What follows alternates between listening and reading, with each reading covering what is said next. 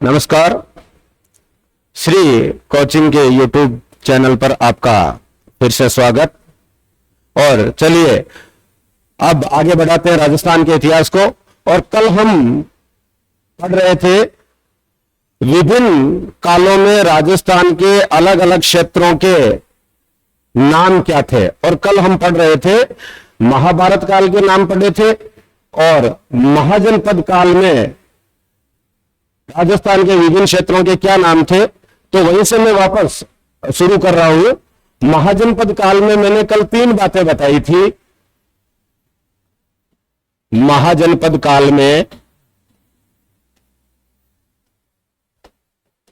राजस्थान के क्षेत्रों के क्या नाम थे। तो महाजनपद काल में कल हमने समझा था कि 3 महाजनपद थे। पहला मत्स्य, जिसकी राजधानी बैराट या विराटनगर थी। दूसरा सूरसेन, जिसकी राजधानी मथुरा थी। और तीसरा कुरु, जिसकी राजधानी हस्तिनापुर या बाद में इंद्रप्रस्थ थी। तो कुल मिलाकर के 3 महाजनपद थे। और 3 महाजनपद के बाद में मैंने बताया था कि 2 जनपद बाद में अस्तित्व में आ गए थे। और वो थे एक तो साल्व, जो कि अलवर में था, और दूसरा था राजन्य, जो कि भरतपुर में था। यहां तक की क्लास कल हुई थी और इसी को हम आज आगे बढ़ाते हैं। और महाजनपद काल में इनके अलावा कुछ क्षेत्र और थे जिनके अलग अलग नाम थे। और वो पहला नाम है आटविक प्रदेश।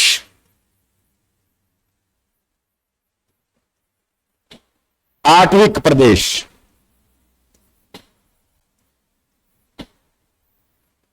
अब आटविक प्रदेश कौन सा क्षेत्र था? तो आटविक प्रदेश में शामिल थे वो क्षेत्र जो महाभारत काल में जांगल प्रदेश के नाम से जाने जाते थे। जांगल प्रदेश यानी कि बीकानेर,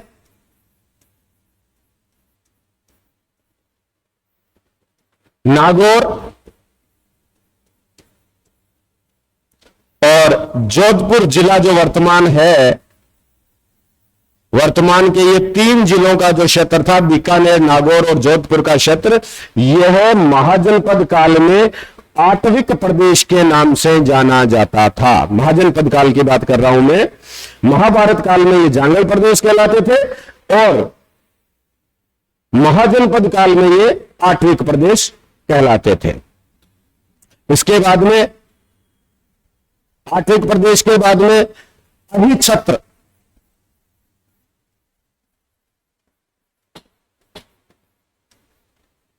अहिछत्रपुर, ये महाजनपद काल में नागौर का नाम था।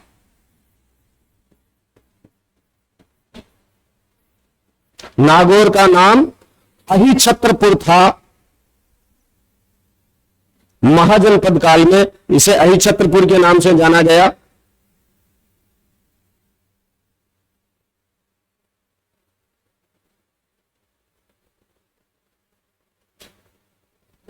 यहां ये नागौर जो है, ये जोधपुर से लगा हुआ जो क्षेत्र है, जोधपुर के साथ लगा हुआ, केवल आर्थिक में वही शामिल था। यानी मूलतः बीकानेर, जोधपुर, नागौर का थोड़ा सा हिस्सा आता था। तो अगर आप बीकानेर और जोधपुर भी आर्थिक प्रदेश में गिने तो भी ठीक है, लेकिन नागौर का कुछ हिस्सा जो जोधपुर और बीकानेर की सीमाओं से लगा हुआ आज का नागौर जिला है, इसलिए यह बताना पड़ रहा है कि आर्थिक प्रदेश में शामिल था। और मूल जो नागौर शहर है वो अहिछत्रपुर के नाम से जाना जाता था उस काल में। इसके बाद में चंद्रावती,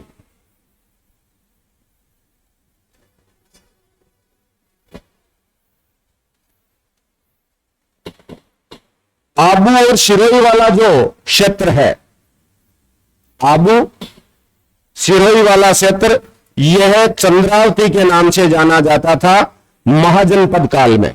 आबू और सिरोही, माउंट आबू का जो क्षेत्र है सिरोही जिले में, वो चंद्रावती के नाम से जाना जाता था। दुंगल,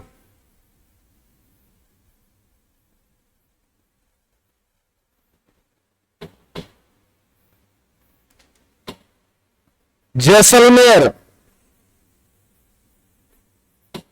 और बाड़मेर का क्षेत्र यानी पश्चिमी राजस्थान का जो क्षेत्र था सीमावर्ती, वो दुंगल के नाम से जाना जाता था महाजनपद काल में।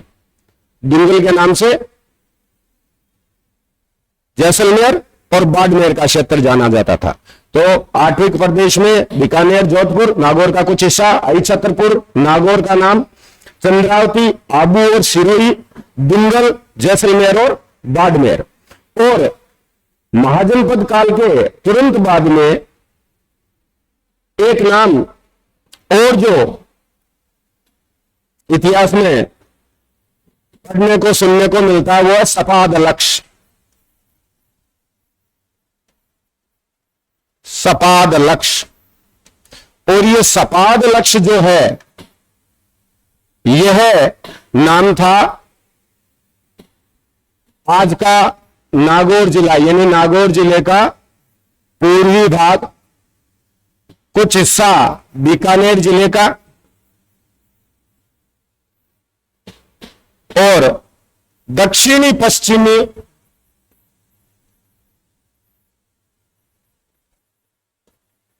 जयपुर जिला, यानी जयपुर जिले का सांभर के आसपास वाला जो क्षेत्र है वो। तो नागौर, बीकानेर और जयपुर का सांभर के आसपास का जो क्षेत्र है यह क्षेत्र किस नाम से जाना जाता था? सपादलक्ष के नाम से जाना जाता था। हालांकि इसकी आगे चलकर के सीमाएं पुष्कर तक गई थी, जो अजमेर जिले में है। चौहानों के शासनकाल में चौहानों का उदय जो हुआ था मूलतः सपादलक्ष में ही हुआ था। और सपादलक्ष का अर्थ 1.25 लाख गांवों की भूमि से लिया जाता है। तो ये महाजनपद काल में राजस्थान के विभिन्न क्षेत्रों के जो नाम थे वो हमने देखे। अब मौर्य काल में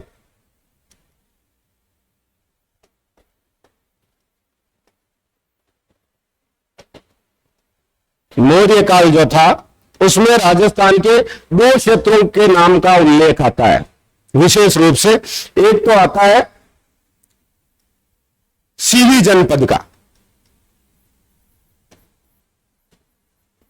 सीवी जनपद,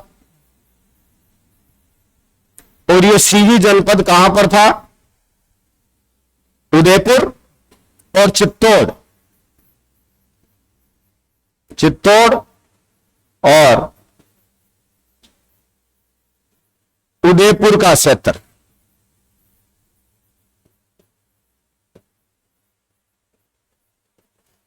और इसकी सीवी जनपद की जो राजधानी थी मैं कल की क्लास में बता चुका हूं, मध्यमिका या नगरी थी। मध्यमिका या नगरी जो चित्तौड़ जिले में है। तो सीवी जनपद चित्तौड़ और उदयपुर जिले के क्षेत्र में फैला हुआ था उस समय में। अगला है मालव जनपद। मालव जनपद, और मालव जनपद का विस्तार था झालावाड़ से लेकर के टोंक तक। झालावाड़, कोटा और टोंक का जो क्षेत्र है वो पूरा क्षेत्र मालव जनपद के नाम से जाना जाता था उस काल में, मौर्य काल में। और कल भी हमने एक सभ्यता के बारे में पढ़ा था जिसमें हमने नगर या मालव नगर के बारे में पढ़ा था। वो प्राचीन सभ्यता का क्षेत्र रहा टोंक में। और मालव जनपद मौर्य काल में मौर्यों का शासन था यहां पर। अभी मैं आगे जब राजवंशों के शासन की बात करूंगा तब ये बात बताऊंगा। ये मौर्य काल की स्थिति थी। 2 इन क्षेत्रों का उल्लेख आता है, सीवी जनपद और मालव जनपद का। सीवी यानी चित्तौड़ और उदयपुर, और सीवी की राजधानी मध्यमिका।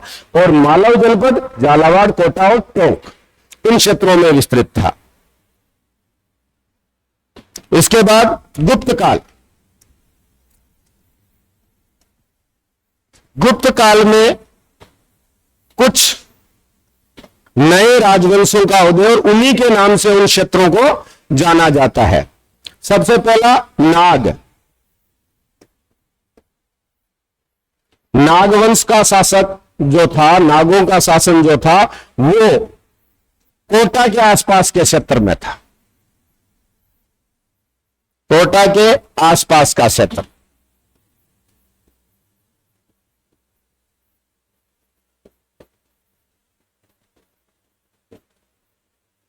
गुप्त काल में कोटा के आसपास का जो क्षेत्र था नागों के अधीन था। दूसरा, अर्जुनायन,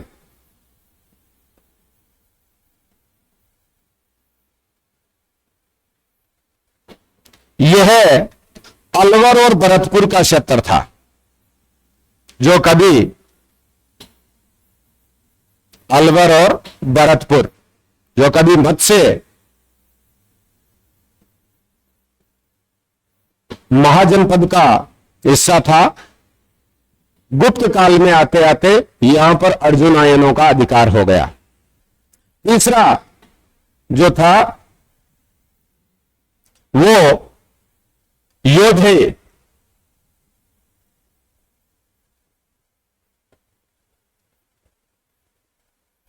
और योधे जो जनपद था वो था आज का गंगानगर, श्री गंगानगर और हनुमानगढ़ जिले का क्षेत्र।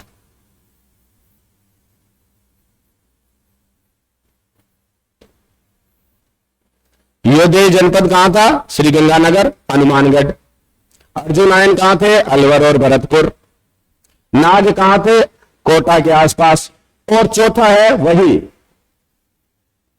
जो मौर्य काल में हमने पढ़ा था, मालव, और मालव जनपद का वही क्षेत्र था, झालावाड़, कोटा और टोंक तक, यानी कि हम कह सकते हैं दक्षिणी पूर्वी राजस्थान, यह मालव जनपद था। इस काल के बाद में राजपूत काल में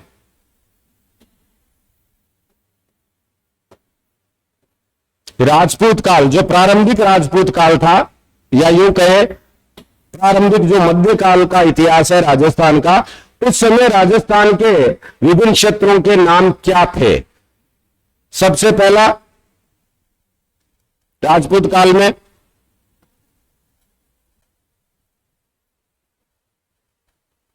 प्रागवाट या मेदपाट, प्रागवाट या मेदपाट, ये जो सीधी जनपद था उसका जो क्षेत्र था, यानी कि बाद में जहां मेवाड़ रियासत स्थापित हुई, यानी आज का जो चित्तौड़ उदयपुर जो जिला है वहां पर यह क्षेत्र विस्तृत था। इसे मेदपाट या प्रागवाट कहा जाता है। तो हम कह सकते हैं चित्तौड़ और उदयपुर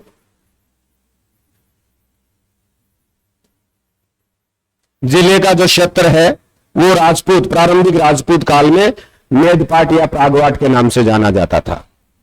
दूसरा है वागड़, आगड़ अथवा बदारी प्रदेश।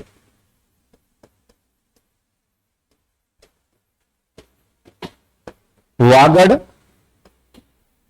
आगड़ या बदारी प्रदेश, ये तीनों नाम एक ही क्षेत्र के लिए है, वागड़, और ये क्षेत्र है बांसवाड़ा और डूंगरपुर का क्षेत्र, डूंगरपुर और बांसवाड़ा का क्षेत्र, डूंगरपुर और बांसवाड़ा।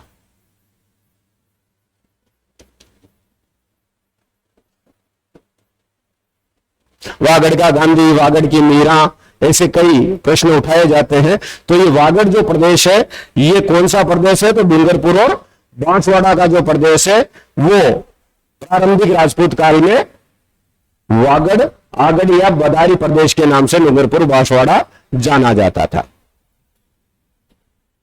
तीसरा है त्रिवेणी।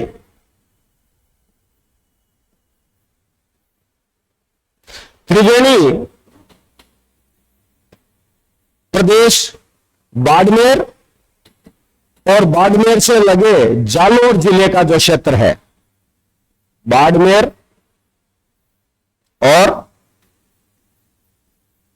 जालोर जिले का क्षेत्र, खासतौर से बाड़मेर जिला और बाड़मेर से लगा हुआ जालोर जिले का जो क्षेत्र है, यह त्रिवेणी के नाम से जाना जाता था प्रारंभिक मध्यकाल में। चौथा, गुर्जरतरा या गुर्जर प्रदेश, गुर्जरतरा या गुर्जर प्रदेश, ये जालोर गुजरात से लगा हुआ जालोर और जालोर के पास का लगा हुआ पाली जिला जो है, ये गुर्जरतरा या गुर्जर प्रदेश में शामिल थे उस काल में। पांचवा है मरुवार या मारवाड़, मरुवार या मारवाड़, तो ये जोधपुर के आसपास का क्षेत्र।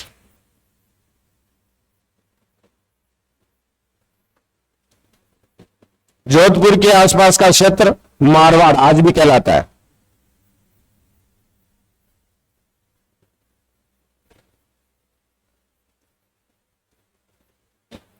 प्रागवाट, मेदपाट, वागड़, आगड़ या बदारी, त्रिवेणी, गुर्जरतरा, मरुवार, ये जो क्षेत्र है, ये क्षेत्र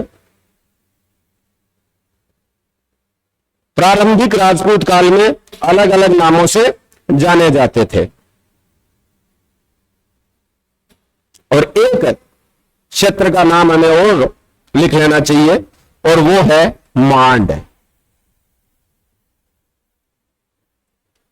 और मांड कहा जाता था जैसलमेर के आसपास का क्षेत्र। आज का जो जैसलमेर जिला है उसे किस नाम से जाना जाता था? मांड। तो हमने राजस्थान के अलग अलग कालों में क्षेत्रवाल अलग अलग नामों के बारे में जानकारी प्राप्त की है। पहला प्रागवाट, ये बात चल रही है राजपूत काल की। दूसरा वागड़, तीसरा त्रिवेणी, चौथा गुर्जरतरा या गुर्जर प्रदेश, पांचवा मरुवार या मारवाड़ और छठा मांड। ये प्रारंभिक राजपूत काल में अलग अलग क्षेत्रों के नाम थे। उसके बाद में जैसे जैसे राजपूत राजवंशों का क्षेत्र बढ़ता गया तो उसके बाद में मेवाड़, मारवाड़, ढूंढाड़ और हाड़ौती और अलग अलग नामों से शेखावाटी, अलग अलग नामों से राजस्थान को जाना गया, जिसके बारे में अपन आगे चर्चा करेंगे। ये जो बात मैं कर रहा हूं ये 6वीं शताब्दी 7वीं शताब्दी के आसपास की बात कर रहा हूं, जहां इन क्षेत्रों के ये नाम थे। तो यहां तक हमने क्या क्या समझा राजस्थान की प्राचीन सभ्यताओं के बारे में, राजस्थान के जो पहले पुरातात्विक स्थल थे वो, फिर जो सभ्यताएं यहां पर अलग अलग कालों में विकसित हुई उनके बारे में, और राजस्थान के प्राचीन नाम महाभारत काल से लेकर के राजपूत काल तक अलग अलग क्षेत्रों को किन किन नामों से जाना जाता था, ये जानकारी हमने प्राप्त की।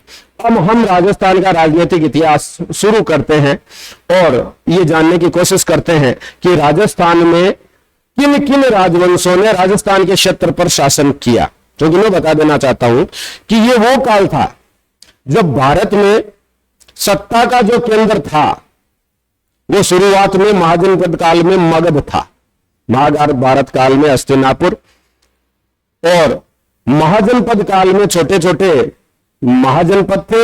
राजस्थान में 3 महाजनपद थे। केंद्र जो सबसे ताकतवर महाजनपद था वो मगध था और मगध ही सत्ता का केंद्र था भारत में। मगध के बाद में धीरे धीरे सत्ता के केंद्र परिवर्तित होते गए, कभी उज्जैन, कभी कन्नौज। इस तरह से अलग अलग कालों में अलग अलग जो क्षेत्र है वो राजनीति के केंद्र रहे। राजस्थान में ऐसा कोई केंद्र नहीं था जो संपूर्ण उत्तर भारत या यूं कहें उत्तर पश्चिमी भारत की राजनीति का केंद्र बनता। ये बाद की बात है कि राजपूत राजवंशों के उदय के बाद में राजस्थान में विभिन्न रियासतों का उदय हुआ और रियासतें स्थापित हुई। लेकिन उससे पहले की जो स्थितियां थी वो स्थितियां ये थी कि जिन राजवंशों ने खासतौर से उत्तर भारत या यूं मैं कहूं कि आर्यावर्त पर जिन्होंने शासन किया था, उनका नियंत्रण राजस्थान के कुछ हिस्सों पर या संपूर्ण राजस्थान पर रहा था। अलग अलग कालों में अलग अलग राजवंशों का शासन रहा था। तो किस काल में किस राजवंश ने शासन किया, हम इसको संक्षिप्त में समझ लेते हैं, उसके बाद में विभिन्न राजपूत राजवंशों के बारे में अपन अपना अध्ययन आगे जारी रखेंगे। तो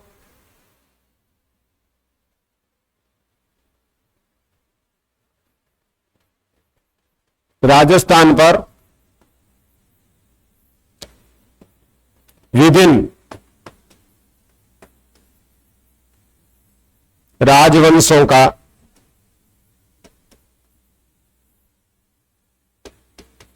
शासन, किन किन राजवंशों ने राजस्थान पर शासन किया। अब ये कौन कौन से राजवंश थे, हम शुरू से देखें तो प्रारंभिक जो राजवंश था वो था मौर्य वंश।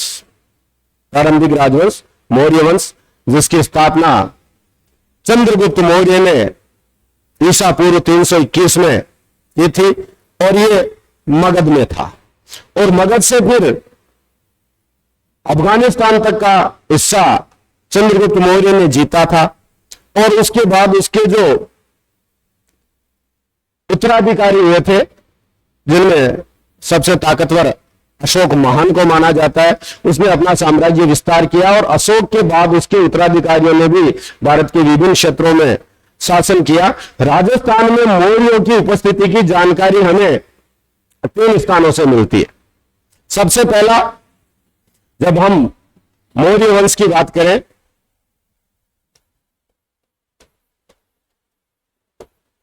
तो मौर्य वंश सबसे पहले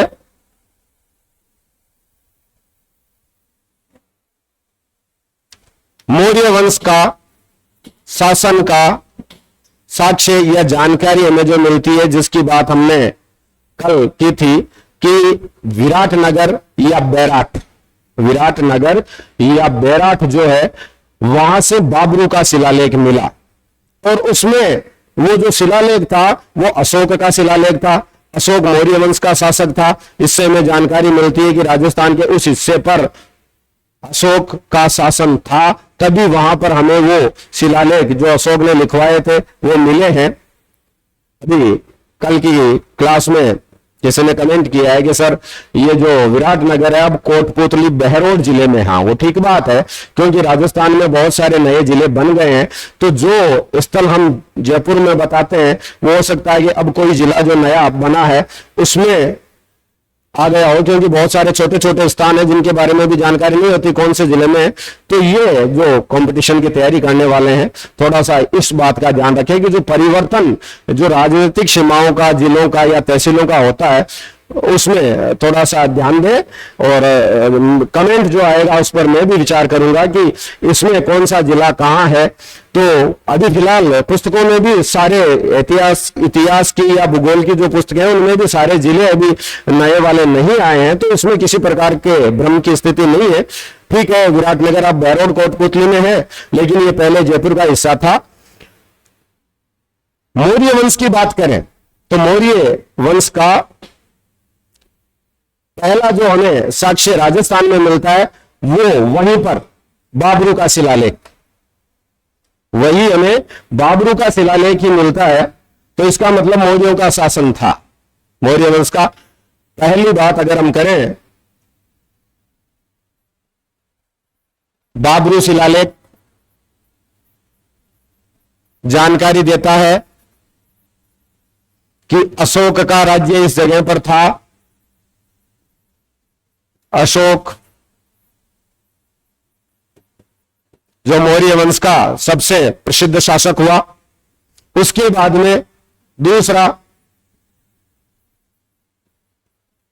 कणसवा अभिलेख, ये कणसवा अभिलेख कोटा के पास मिला है, कणसवा में। कणस्वा अभिलेख कोटा के पास मिला है।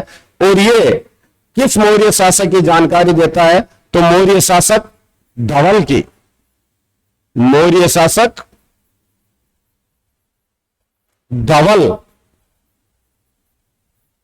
के बारे में जानकारी देता है। इसका मतलब मौर्य शासक धवल का राज्य उस क्षेत्र में था। तीसरा हमारे पास में जो साक्ष्य है वो है चित्तौड़ का मान मौर्य का अभिलेख, मान मौर्य का अभिलेख।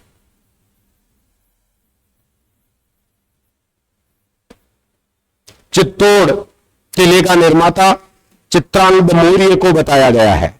इसका मतलब यह है कि चित्तौड़ के आसपास के क्षेत्र पर भी मौर्यों का शासन था।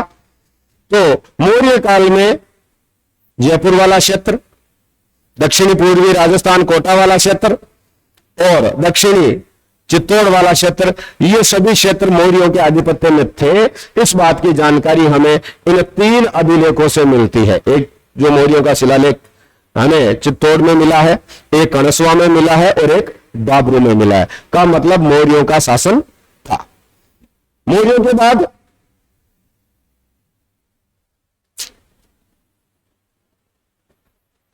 यवन या हिंद यूनानी शासक, यवन हिंद यूनानी या जिन्हें इंडो ग्रीक या बैक्टीरियन के नाम से जाना जाता है, सेल्यूकस की पराजय के बाद यूनानी राज्य जो है वो भारत की पश्चिमोत्तर सीमा पर स्थापित हो गए थे और अवसर पाकर के वो भारत के अंदरूनी भागों में आक्रमण करते थे। ऐसे ही एक शासक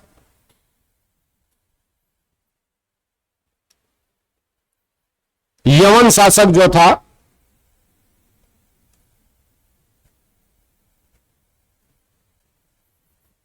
यवन शासक मिनांडर, जिसे भारतीय इतिहासकारों ने मिलिंद के नाम से संबोधित किया है, मिनांडर का शासन राजस्थान में होने के साक्ष्य हमें मिलते हैं 150 ईसा पूर्व के आसपास। 150 ईसा पूर्व के आसपास यवन शासक मिनांडर का शासन राजस्थान में था। मैंने आपको जब आहड़ की सभ्यता के बारे में बताया था तब मैंने एक बात बताई थी कि आहड़ से एक यूनानी देवता अपोलो और यूनानी लेख के चित्रांकन वाली मोहर आहड़ से मिली है।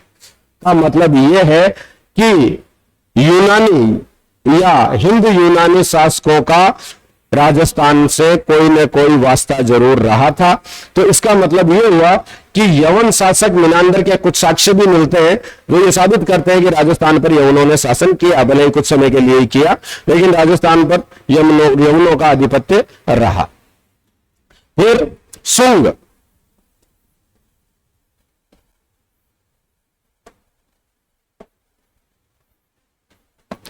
तो पुष्यमित्र शुंग,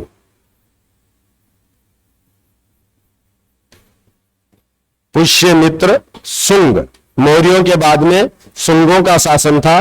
पुष्यमित्र शुंग का राज्य मालव प्रदेश यानी कि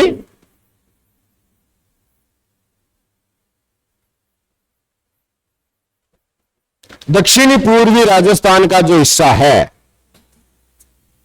टोंक से लेकर के कोटा और झालावाड़ तक का हिस्सा, जो अभी हमने पहले बात की थी कि ये मालव प्रदेश के नाम से जाना जाता है, तो मालव प्रदेश पर शुंगों का शासन था, इस बात की जानकारी मिलती है। शुंगों के बाद कुषाण,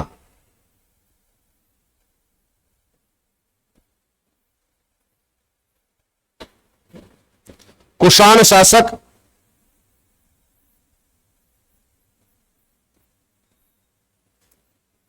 कनिष्क के बारे में मैंने बताया कि कनिष्क की एक मोहर रंग महल से मिली है। इसके अलावा हमने आपको जब नोह की सभ्यता के बारे में जानकारी दी थी तब एक बात बताई थी कि नोह जो भरतपुर में है वहां से कुषाण कालीन ईंटें मिली है जिनके ऊपर पक्षियों का चित्रांकन है। यह साबित करता है कि पूर्वी राजस्थान पर कुषाणों का शासन था। तो कुषाणों ने पूर्वी राजस्थान पर शासन किया, पूर्वी राजस्थान पर शासन किया।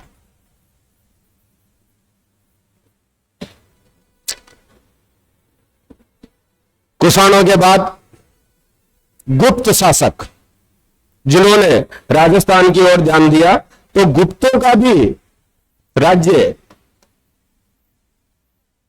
राजस्थान में रहा था। पहला समुद्रगुप्त, जिसे भारत का नेपोलियन कहा जाता है, समुद्रगुप्त ने राजस्थान के पूर्वी भाग पर अधिकार किया था, पर अधिकार किया।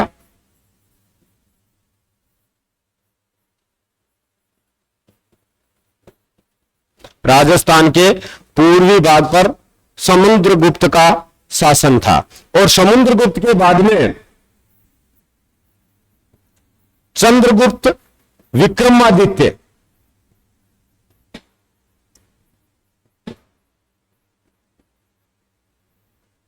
या यूं कहे चंद्रगुप्त द्वितीय ने राजस्थान पर शासन किया।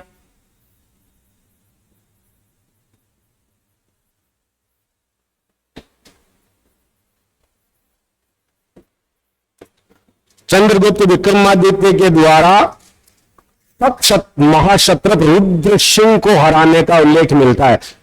तो क्षत्रप जो रुद्र सिंह था उसका आधिपत्य राजस्थान के कुछ हिस्से पर था, उसको पराजित करके और राजस्थान पर चंद्रगुप्त द्वितीय या चंद्रगुप्त विक्रमादित्य ने अपना आधिपत्य जमाया था। यानी गुप्तों ने भी राजस्थान पर शासन किया था।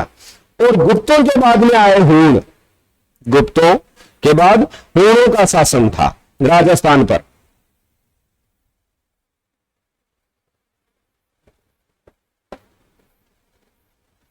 हूणों ने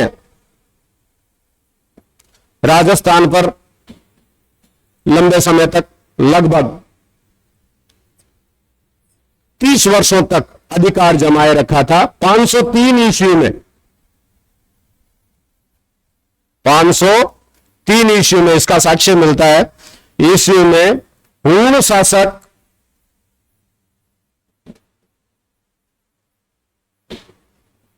तोरमाण ने गुप्तों से राजस्थान छीन लिया था।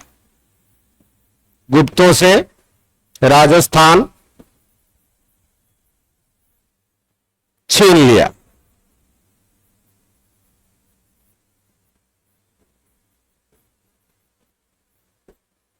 हूण शासक तोरमाण का उल्लेख आता है 503 ईस्वी में। उसने गुप्तों को यहां से पराजित करके भगा दिया और उनके स्थान पर अपना राज्य कायम कर लिया। इसी क्रम में तोरमाण के पुत्र मिहिर कुल, हूणों की जब हम बात कर रहे हैं तो हूण शासक तोरमाण के पुत्र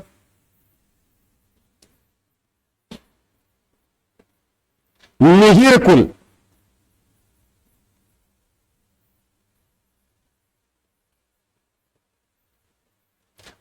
कुल ने बाडोली, यह स्थान कोटा में है, बाडोली कोटा में शिव मंदिर का निर्माण करवाया। शिव मंदिर का निर्माण करवाया था। यह हूण शासक मिहिर कुल द्वारा करवाया गया था। यह प्रश्न भी पूछा जाता है, बारडोली का शिव मंदिर कहां है? कोटा में है। और कोटा में इसका जो निर्माता है वो कौन है? ये हूण शासक जो था वो तोरमान का पुत्र मिहिरकुल था। तोरमान ने राजस्थान पर आधिपत्य किया, उसके बाद में उसके बेटे मिहिरकुल ने शासन किया। मिहिरकुल ने ही ये मंदिर बनाया था।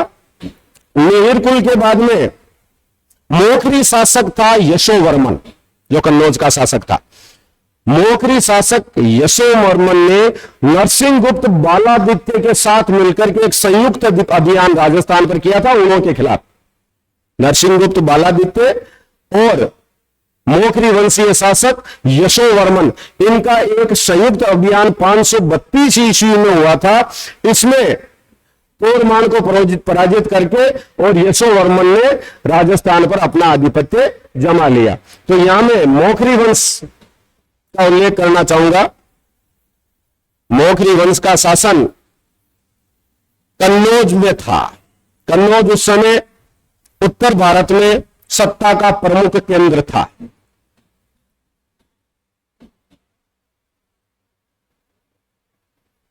यशोवर्मन या यशोवर्मा ने हूणों को पराजित कर राजस्थान पर अधिकार किया।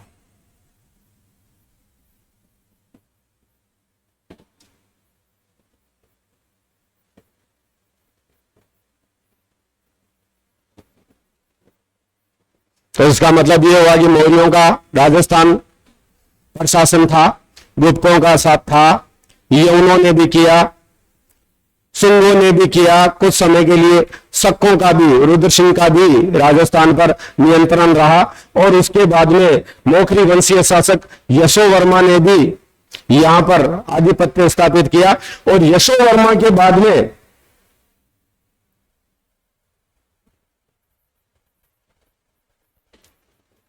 यशोवर्मा के बाद राजस्थान पर गुर्जरों का अधिकार हो गया।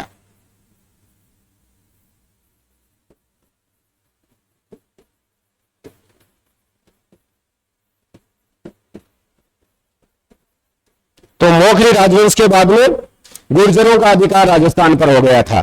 गुर्जरों के बाद प्रभाकर वर्धन, जो कि वर्धन वंश का शासक था, हर्षवर्धन का पिता प्रभाकर वर्धन, प्रभाकर वर्धन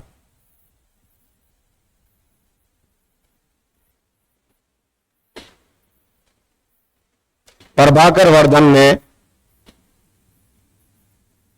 गुर्जरों से राजस्थान छीन लिया था।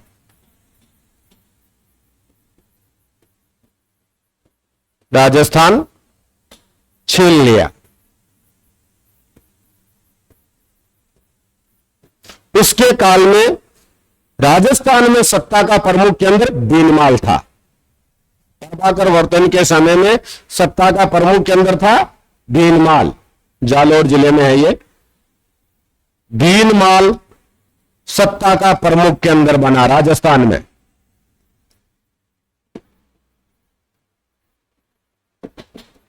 वर्धन वंश के शासनकाल की बात कर रहा हूं।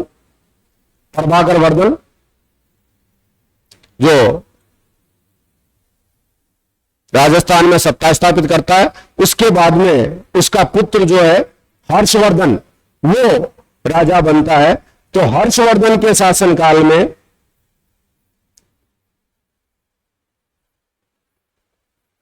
हर्षवर्धन के शासनकाल में बहुत इंपॉर्टेंट बात है, चीनी यात्री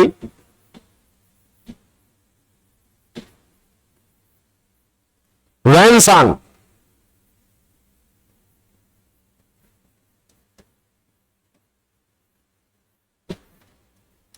चीनी यात्री वैनसांग भीनमाल आया था।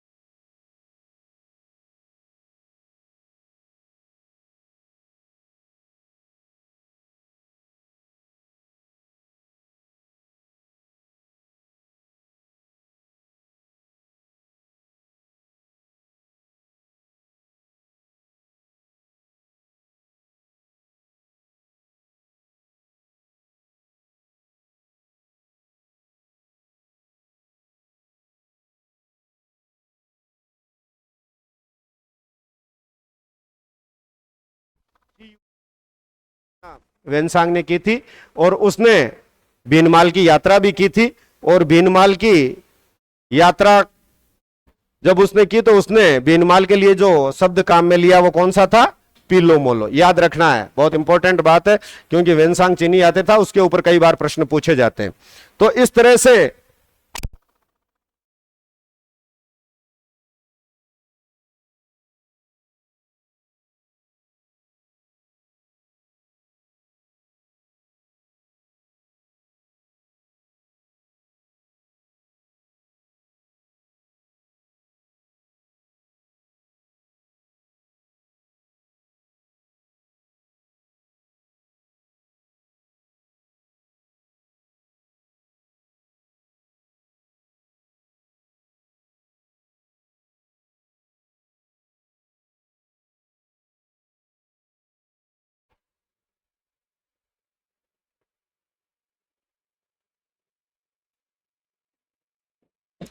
रुकावट के लिए खेद है, टेक्निकल मिस्टेक की वजह से थोड़ा सा रुकना पड़ा है, क्योंकि ये सारे इलेक्ट्रिक आइटम है और कुछ न कुछ गड़बड़ हो ही जाती है। पराधीन सपने सुख नाई, करो विचार मूर्ख मन भाई। अभी हम पराधीन है, नहीं तो पुराने वाली परंपरा, हमारे खड़िया, हमारा श्यामपट और पढ़ाने की कला, तो कोई दिक्कत नहीं होती। लेकिन क्योंकि हम विज्ञान के वशीभूत हैं, इसलिए थोड़ा सा समय लगे। मैं एक बार वापस आपको बताता हूं कि हर्षवर्धन के पिता प्रभाकर वर्धन ने राजस्थान पर नियंत्रण स्थापित कर लिया था, और प्रभाकर वर्धन के बाद में हर्षवर्धन सत्ता में आया। हर्षवर्धन के समय चीनी यात्री वेनसांग ने राजस्थान की यात्रा की, वो भीनमाल पहुंचा। भीनमाल के लिए जो शब्द उसने प्रयोग में लिया वो पीलो मोलो है। आगे हर्षवर्धन की मृत्यु के बाद गुर्जर प्रतिहारों ने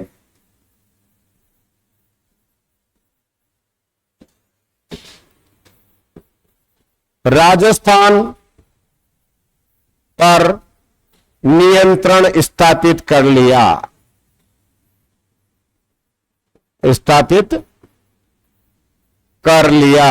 8वीं शताब्दी शुरू होते होते गुर्जर प्रतिहार शासक नागभट्ट ने कन्नौज सहित संपूर्ण उत्तर भारत पर नियंत्रण स्थापित कर लिया था, और इसी के साथ ही राजस्थान में शुरू हो जाता है राजपूत काल का इतिहास। तो अब हम अगली जो हमारी क्लास होगी उसमें राजपूत काल का इतिहास पढ़ेंगे। यहां तक हमने जो राजस्थान में जिन जिन राजवंशों ने शासन किया था, मैंने जल्दी जल्दी ये सारी बातें बता दी है, क्योंकि अब हमें सभी राजपूत राजवंशों के बारे में अध्ययन करना पड़ेगा। बहुत लंबा इतिहास है, इसलिए इसको थोड़ा शीघ्रता से पढ़ना पड़ेगा। और ये कहानी यहां से शुरू हो जाती है। गुर्जर प्रतिहार ये पहला राजपूत राजवंश है जिसने राजस्थान पर अपनी सत्ता स्थापित कर ली है, और गुर्जर प्रतिहारों का शासन मंदौर से ये शुरू होता है, और किस तरह से इन्होंने भीनमाल पर नियंत्रण स्थापित किया और किस तरह बाकी के राजपूत राजवंशों ने राजस्थान में शासन किया, इसके बारे में अगली क्लास में जानकारी देंगे। तब तक के लिए धन्यवाद।